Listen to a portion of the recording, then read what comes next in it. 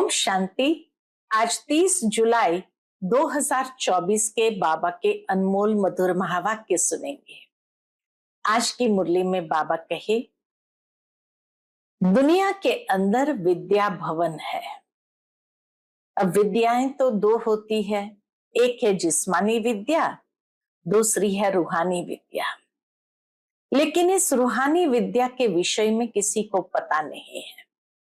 रूहानी विद्या ज्ञान का सागर परमात्मा आकर के हमें सिखाते हैं और राजयोग सिखाते हैं।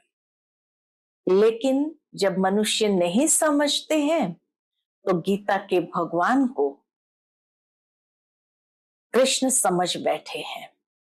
बाबा कहे, वास्तव में बाप आकर के ये गीता का ज्ञान सुनाते हैं तो सच्चा विद्या भवन यही है। साथ ही साथ आज बाबा कहे, दुनिया में मनुष्य ये भी नहीं जानते हैं कि विश्व में अशांति का कारण क्या है और शांति कैसे स्थापन होती है। तो विश्व में अशांति का कारण है अनेकानेक धर्म। जो कलयुग के अंदर अनेकता है तब अशांति है, और बाप आकर के सत धर्म की स्थापना करते हैं तो शांति हो जाती है। तो शांति का आधार एक सत धर्म।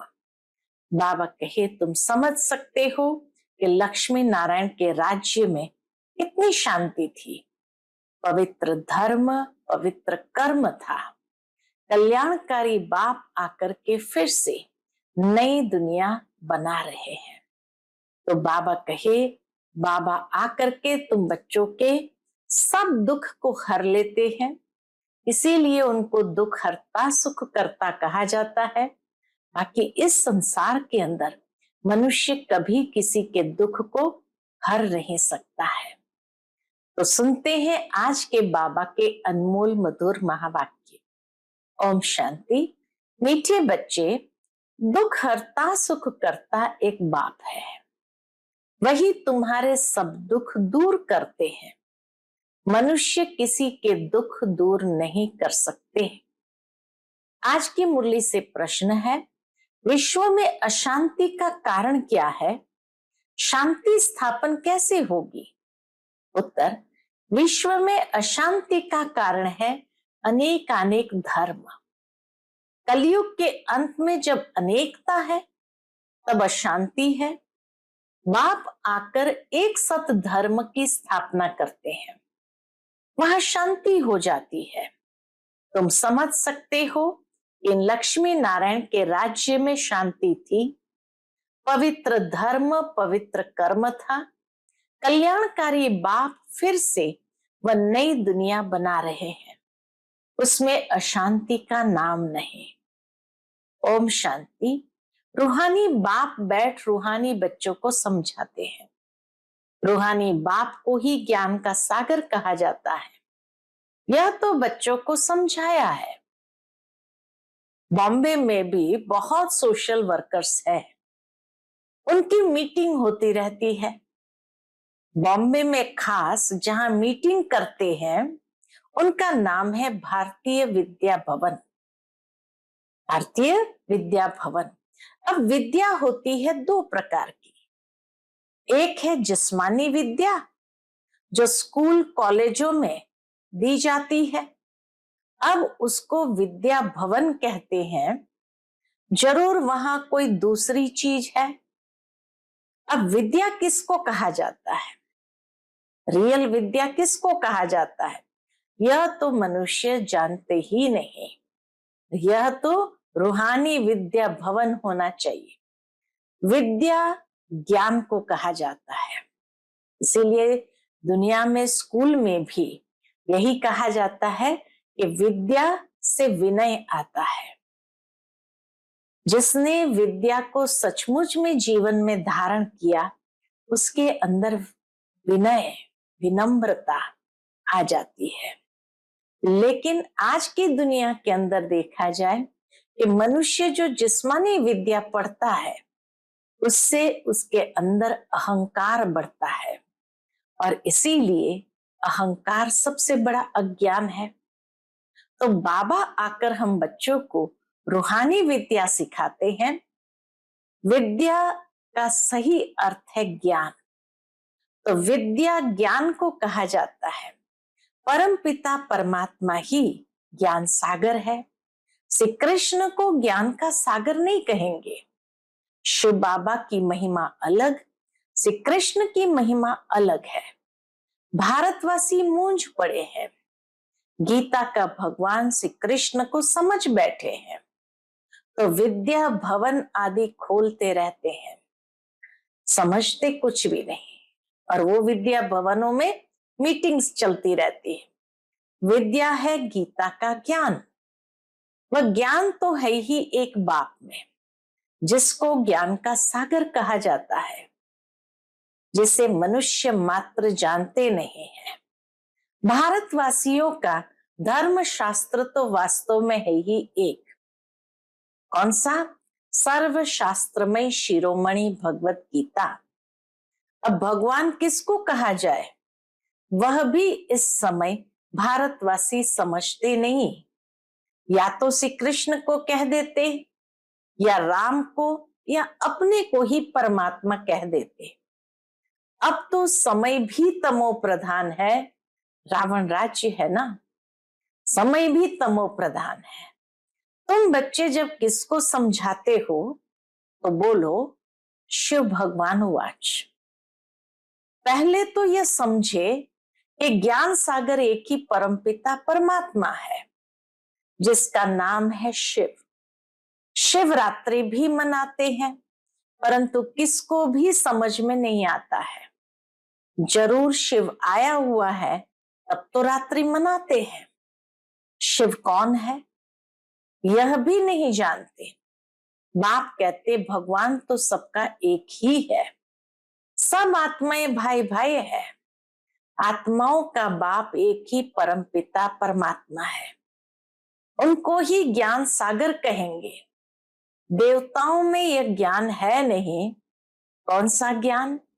रचयिता और रचना के आदि मध्य अंत का ज्ञान कोई मनुष्य मात्र में नहीं है।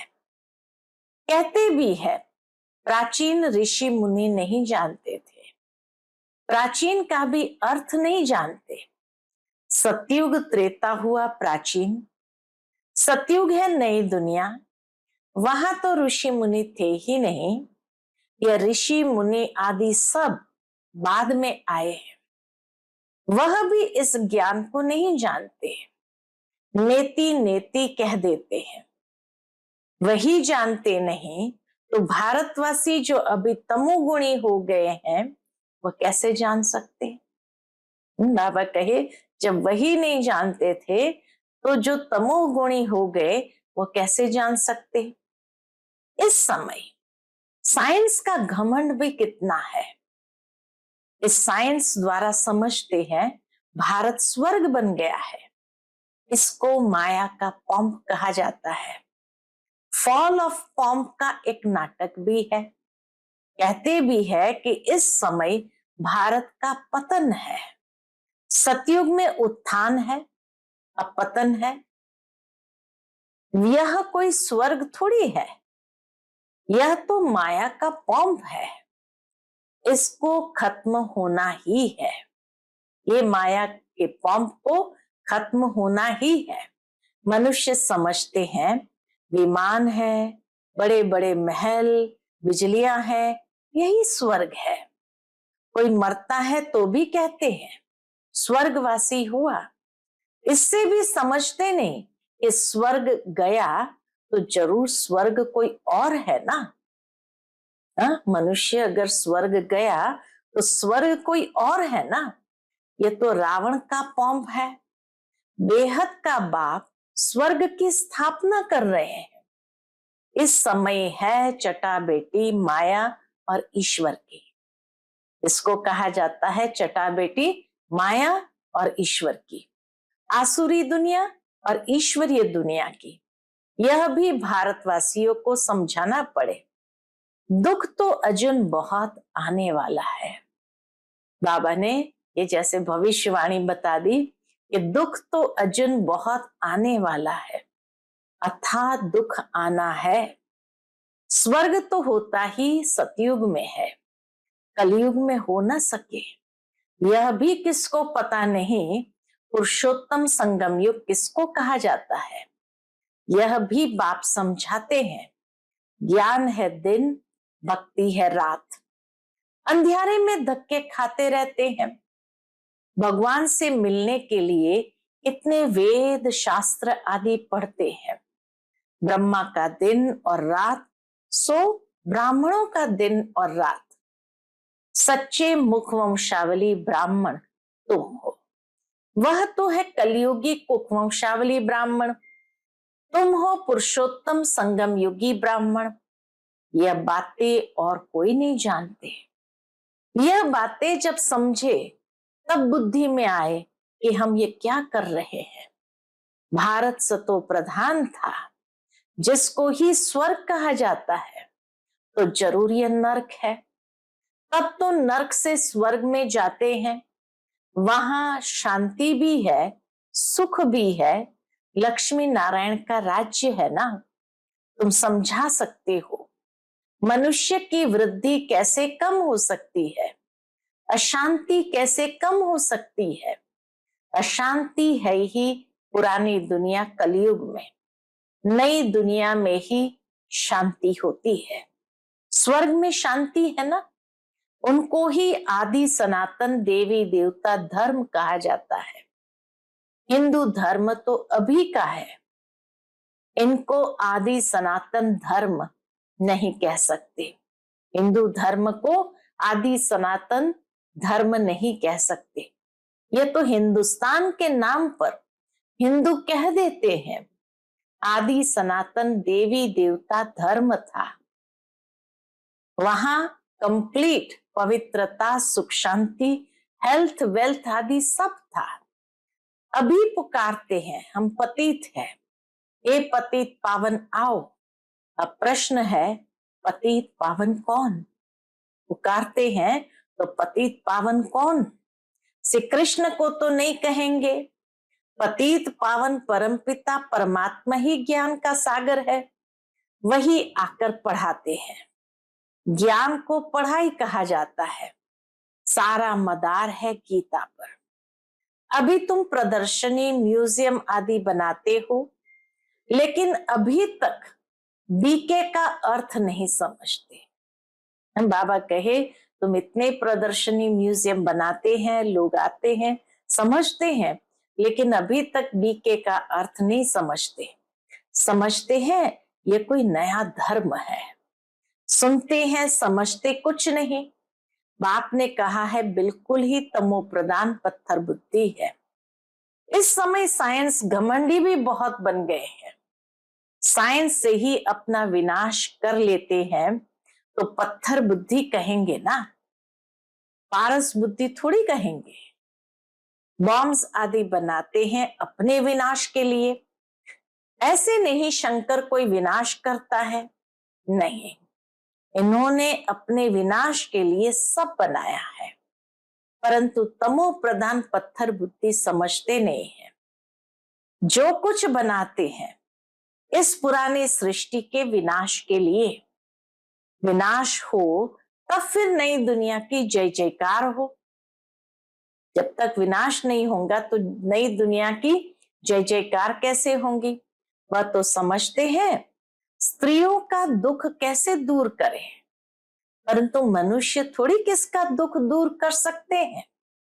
दुख हरता सुख करता तो एक ही बाप है। देवताओं को भी नहीं कहेंगे, दुख हरता सुख करता ये टाइटल देवताओं को भी नहीं देंगे। श्री कृष्ण भी देवता हो गया, भगवान नहीं कह सकते। यह भी समझते नहीं, जो समझते हैं वह ब्राह्मण बन औरों को भी समझाते रहते हैं। जो राज्य पद के अथवा आदि सनातन देवता धर्म के हैं वह निकल आते हैं। लक्ष्मी नारायण स्वर्ग के मालिक कैसे बने? क्या कर्म किया जो विश्व के मालिक बने? इस समय कलयुग अंत में तो अनेक अनेक धर्म है, तो अशांति है। नई दुनिया में ऐसे थोड़ी होता है। बाबा कहे नई दुनिया में ऐसे थोड़ी होता है। अभी यह है संगम युग, जबकि बाप आकर राजयोग सिखलाते हैं। बाप ही कर्म अकर्म विकर्म की नॉलेज सुनाते हैं। आत्मा शरीर लेकर कर्म करने आती है। सतयुग में जो कर्म करते हैं वह अकर्म हो जाते हैं, वहां विकर्म होता नहीं। सतयुग में विकर्म होता नहीं, दुख होता ही नहीं। कर्म अकर्म विकर्म की गति बाप ही आकर अंत में सुनाते हैं। मैं इनके बहुत जन्मों के अंत के भी अंत में आता हूं, इस रथ में प्रवेश करता हूं। अकाल मूर्त आत्मा का ये रथ है। सिर्फ एक अमृतसर में नहीं, सभी मनुष्य का अकाल तख्त है। आत्मा अकाल मूर्त है। ये शरीर बोलता चलता है। अकाल आत्मा का ये चैतन्य तख्त है। अकाल मूर्त तो सभी है। बाबा के अकाल मूर्त तो सभी है, बाकी शरीर को काल खा जाता है। आत्मा तो अकाल है। तख्त तो खलास कर देते हैं। सतयुग में तख्त कोई बहुत थोड़ी होते हैं। सतयुग में तो बहुत कम लोग होते हैं, देवताएं होते हैं, तो वहां बहुत तख्त भी नहीं है। जैसे ही आत्मा निकल जाती तो तख्त को यानी शरीर को खलास कर देते हैं। सतयुग में तख्त कोई बहुत थोड़ी होते हैं। इस समय करोड़ों आत्माओं के तख्त है। अकाल आत्मा को कहा जाता है। आत्मा ही तमो प्रधान से सतो प्रधान बनती है। मैं तो एवर सतो प्रधान पवित्र हूं। भल कहते हैं प्राचीन भारत का योग, परंतु वह भी समझते हैं श्री कृष्ण ने सिखाया था। गीता को ही खंडन कर दिया है। जीवन कहानी में नाम बदल दिया है। जीवन कहानी में नाम बदल दिया है। बाप के बदले बच्चे का नाम डाल दिया है। शिवरात्रि मनाते हैं, परंतु वह कैसे आते हैं यह जानते नहीं है।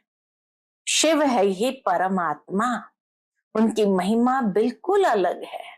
आत्माओं की महिमा अलग है। बच्चों को यह पता है राधे कृष्ण ही लक्ष्मी नारायण है। लक्ष्मी नारायण के दो रूप को ही विष्णु कहा जाता है। फर्क तो है नहीं। बाकी 4 भुजा वाला 8 भुजा वाला कोई मनुष्य होता नहीं है। देवियों आदि को कितनी भुजाएं दे दी है, समझाने में समय लगता है। बाप कहते हैं मैं हूं ही कौन? मैं हूं ही गरीब निवास। मैं आता भी तब हूं जब भारत गरीब बन जाता है। राहु का ग्रहण बैठ जाता है।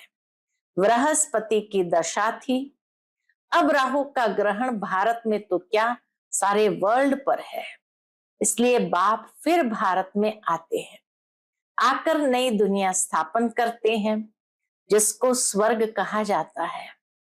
भगवान वाच मैं तुमको राजाओं का राजा डबल सिर ताज स्वर्ग का मालिक बनाता हूं। 5000 वर्ष हुआ जबकि आदि सनातन देवी देवता धर्म था, अभी वह है नहीं। तमो प्रधान हो गए हैं।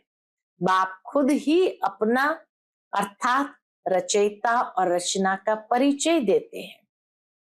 तुम्हारे पास प्रदर्शनी म्यूजियम में इतने आते हैं, समझते थोड़ी है। बहुत आकर के देखकर चले जाते हैं, बाकी समझते कितना है मालूम नहीं। कोई विरले समझकर कोर्स करते हैं। रचयिता और रचना को जानते हैं। रचता है बेहद का बाप, उनसे बेहद का वर्षा मिलता है। ये नॉलेज बाप ही देते हैं। फिर राजाएं मिल जाती है तो वहां नॉलेज की दरकार नहीं। सदगति कहा जाता है नई दुनिया स्वर्ग को, दुर्गति कहा जाता है पुरानी दुनिया नरक को। बाप समझाते हैं तो बहुत अच्छी तरह से है। बाबा आकर बहुत अच्छी तरह से समझाते हैं। बच्चों को भी ऐसे समझाना है। लक्ष्मी नारायण का चित्र दिखाना है। यह विश्व में शांति स्थापन हो रही है। लक्ष्मी नारायण का राज्य माना ही विश्व में शांति स्थापन हो रही है। आदि सनातन देवी देवता धर्म का फाउंडेशन है नहीं, जो बाप स्थापन कर रहे हैं। देवताओं का पवित्र धर्म, पवित्र कर्म था। अभी यह है ही विशेष वर्ल्ड। नई दुनिया को कहा जाता है वाइसलेस वर्ल्ड शिवालय। अब समझाना पड़े तो विचारों का कुछ कल्याण हो। बाप को ही कल्याणकारी कहा जाता है। वह आते ही है पुरुषोत्तम संगम युग पर। कल्याणकारी युग में कल्याणकारी बाप आकर सबका कल्याण करते हैं। पुरानी दुनिया को बदल नई दुनिया स्थापन कर देते हैं। ज्ञान से सदगति होती है। इस पर रोज टाइम लेकर समझा सकते हो। बोलो, रचता और रचना के आदि मध्य अंत को हम ही जानते हैं। यह गीता का एपिसोड चल रहा है, जिसमें भगवान ने आकर राजयोग सिखाया है, डबल सिरताज बनाया है। यह लक्ष्मी नारायण भी राजयोग से यह बने हैं। इस पुरुषोत्तम संगम युग पर बाप से राजयोग सीखते हैं। बाबा हर बात इतना सहज समझाते हैं। बाबा हर बात एकदम सहज करके समझाते हैं। अच्छा, मीठे मीठे सिकिलदे बच्चों प्रति माता पिता बाप दादा का याद प्यार और गुड मॉर्निंग। रूहानी बाप की रूहानी बच्चों को नमस्ते। हम सब रूहानी बच्चों की रूहानी माता पिता बाप दादा को याद प्यार, गुड मॉर्निंग और नमस्ते नमस्ते। शुक्रिया बाबा, शुक्रिया। आज की मुरली से धारणा के लिए मुख्य बात है, पहली पॉइंट, राजयोग की पढ़ाई सोर्स ऑफ इनकम है, क्योंकि इससे ही हम राजाओं का राजा बनते हैं। ये रूहानी पढ़ाई रोज पढ़नी और पढ़ानी है। दूसरी पॉइंट, सदा नशा रहे कि हम ब्राह्मण सच्चे मुखवंशावली हैं। हम कलयुगी रात से निकल दिन में आए हैं। यह है कल्याणकारी पुरुषोत्तम युग। इसमें अपना और सर्व का कल्याण करना है। आज का बाप दादा का मधुर वरदान हम बच्चों के प्रति है, हर श्रेष्ठ संकल्प को कर्म में लाने वाले मास्टर सर्वशक्तिमान भव। हर श्रेष्ठ संकल्प को कर्म में लाने वाले मास्टर सर्वशक्तिमान भव। मास्टर सर्वशक्तिमान माना संकल्प और कर्म समान हो। मास्टर सर्वशक्तिमान माना संकल्प और कर्म समान हो। अगर संकल्प बहुत श्रेष्ठ हो और कर्म संकल्प प्रमाण न हो तो मास्टर सर्वशक्तिमान नहीं कहेंगे। तो चेक करो, जो श्रेष्ठ संकल्प करते हैं वो कर्म तक आते हैं या नहीं।